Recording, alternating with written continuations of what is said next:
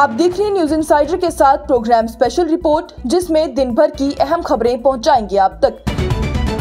Israeli हमलों में Gaza में हमास के सीनियर सियासी रहनुमाओं समेत 19 फलस्तीनी हलाक हो गए। जनूबी गाजा की पट्टी पर इजरायली हमलों में इतवार को रात देर गए कम से कम 19 फलस्तीनी मारे गए हैं, जिनमें हमास के सीनियर सियासी रहनुमा भी शामिल हैं। यमन में ईरान की हिमायत याफ्ता हुती बागियों ने जो हमास के साथ इत्तेहादी हैं, इस दौरान इसराइल पर एक और मिसाइल दागा, जिससे फिजाई हमलों के ज़ायरीन बच गए।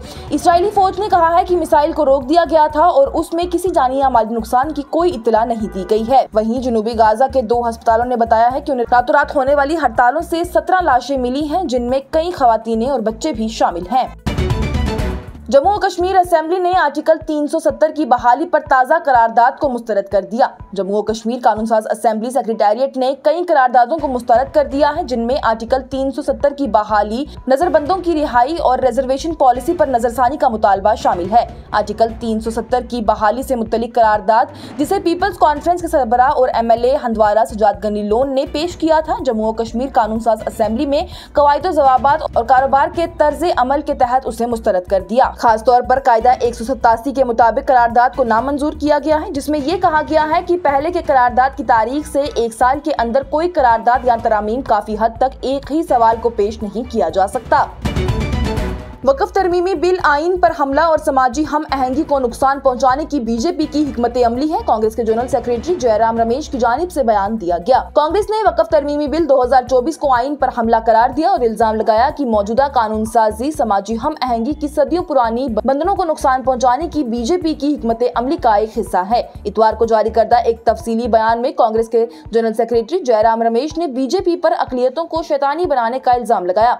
जयराम रमेश की जानिब से बयान में कहा गया कि वक्फ तरमीमी बिल 2024 बीजेपी की हिकमत अमली का हिस्सा है और हमारे मुनफरद कसीर अल मजहबी मुआशरे में सदियों पुराने समाजी हम आहंगी के बंधन को नुकसान पहुंचाने की मुसलसल कोशिशों का हिस्सा है। झूठा प्रोपेगेंडा फैलाकर और तासुबात पैदा करके अकलियती बिरादरियों को शैतानी बनाया जा रहा है। रिवायात और इदारों को बदनाम करने के लिए हमारे मुआशरे में मुस्तकिल बुनियादों पर फिरकावारियत को बरकरार रखना इंतखाबी फवाइद के लिए है। जम्मू और कश्मीर के वज़ीर आला उमर अब्दुल्ला ने कंगन सड़क हादसे पर अफसोस का इजहार किया। वज़ीर आला उमर अब्दुल्ला ने इतवार को गांदरबल जिले के कंगन इलाके में एक आलमनाक सड़क हादसे पर गहरे दुख का इजहार किया, जिसमें कई अफराद हलाक और मुतअद्दिद जख्मी हो गई। सोशल मीडिया प्लेटफॉर्म एक्स पर वज़ीर आला उमर अब्दुल्ला की जानिब से लिखा गया कि गुंड कंगन के करीब हाईवे पर होने वाले आलमनाक सड़क हादसे पर गहरा दुख हुआ, जिसमें कई अफराद हलाक हो गए हैं और मुतअद्दिद जख्मी हो गए हैं। सोगवार खानदानों से मेरी दिली ताज़ियत। जख्मियों की जल्द अज जल्द सेहतयाबी की दुआ। हुकाम हर मुमकिन मदद फराहम कर रही है। वाज़ेह रहे तो गांदरबल के इलाके गुंड कंगन में मुसाफिर बस के टकरा जाने से कम 4 सयाह हलाक हो गए हैं और 18 दीगर जख्मी हो गए हैं। जस्टिस यशवंत वर्मा के कैश डिस्कवरी केस में चीफ जस्टिस ऑफ इंडिया ने अंदरून खाना इंक्वायरी पैनल कायम करने का किया इशारा। जस्टिस यशवंत वर्मा की रिहाइशगाह पर जली हुई नकदी के पुलिस कमिश्नर की तरफ से शेयर किए गए एक वीडियो और दिल्ली हाई कोर्ट के चीफ जस्टिस के इब्तदाई नताइज ने गहरी तशवीश और तहकीकात का मुतालबा करते हुए chief justice of India Sanjeev Khanna को जज के खिलाफ लगाए गए इल्जामात की अंदरूनी खाना इंक्वायरी करने के लिए एक कमेटी तश्कील देने पर आमदा किया है। एक बेमिसाल इकदाम में सुप्रीम कोर्ट ने शनिचर की शाम देर गए अपने वेबसाइट पर दिल्ली हाई कोर्ट के चीफ जस्टिस देवेंद्र कुमार उपाध्याय की इंक्वायरी रिपोर्ट अपलोड की, जो कि फोटोज और वीडियोस के साथ मुकम्मल है, जो कि हाई कोर्ट के जज जस्टिस वर्मा की रिहाइशगाह से काफी रकम की मुबैना दरियाफ्त से मुतल्लिक है।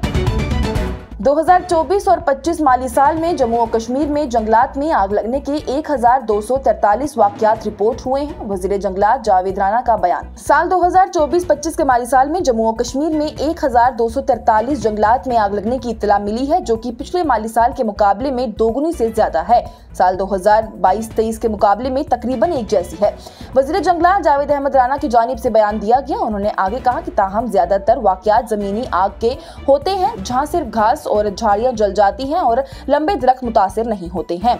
वजीर ने कहा कि माली साल 2022-23 में जंगलात में आग लगने के कुल 1553 वाकयात रिपोर्ट हुए हैं, जिनका रकबा 2774.213 हेक्टेयर का था, लेकिन साल 2023-24 में ये तादाद 988.24 हेक्टेयर के रकबे पर कम हो गई और उससे कम होकर 607 रह गई। राणा ने आगे कहा कि मौजूदा माली साल में 19 मार्च तक 3503.70 हेक्टेयर विश्व के रकबे पर जंगलात में आग लगने की तादाद 1243 हो गई है।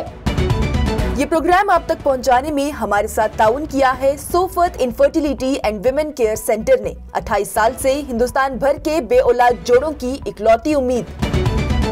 आज की स्पेशल रिपोर्ट में इतना ही। दीजिए इजाजत। लेटेस्ट अपडेट्स के लिए देखते रहिए न्यूज इनसाइडर 24/7।